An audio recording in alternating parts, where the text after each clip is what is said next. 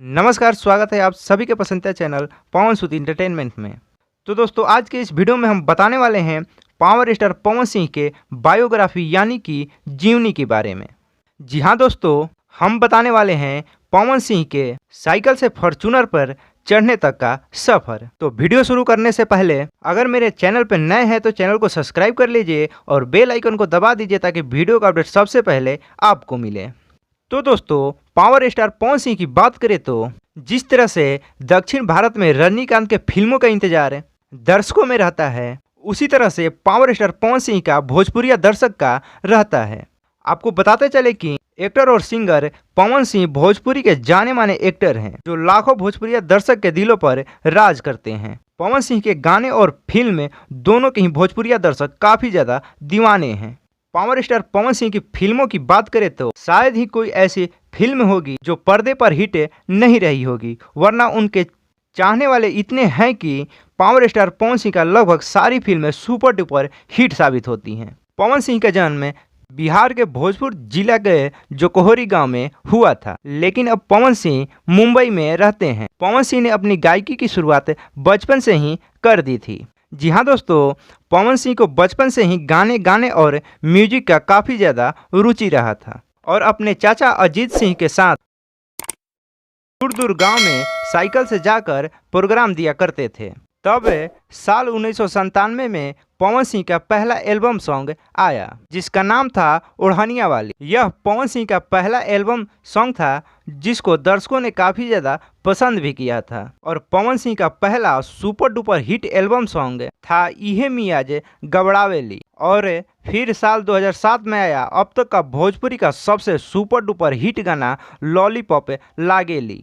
इस गाने ने न सिर्फ पवन सिंह को बल्कि भोजपुरी को भी एक मुकाम दिलाया और आज भी ये गाना लॉलीपॉप लागेलू सभी पार्टी प्रोग्राम और शादी ब्याह और देशों विदेशों में बजाए जाते हैं। और साल 2007 में ही पवन सिंह ने अभिनय के दुनिया में अपना कदम रखा और फिल्म का नाम था रंगली चुनरिया तोहरे नाम, जिसको अच्छा रिस्पॉन्स नहीं मिला। जी हाँ दोस्तों, पवन सिंह का पहला फिल्म को कुछ उतना अच्छा रिस्पॉन्स नहीं मिला, फिर भी दर्शकों को काफ़ी ज़्यादा पसंद आया था। फिर कुछ समय बाद दिनेश लाल यादव निरहुआ के साथ पावर स्टार पवन सिंह का फिल्म प्रतिज्ञा रिलीज हुआ, जिसमें पवन सिंह के काम की सराहना हुई और ये फिल्म सुपर डुपर हिट रही और दर्शकों को भी काफ़ी ज़्यादा पसंद आया। ये फिल्म एक्शन और रोमांस से भरपूर रही थी। उसके बाद पवन सिंह ने कभी पीछे मुड़कर नहीं देखा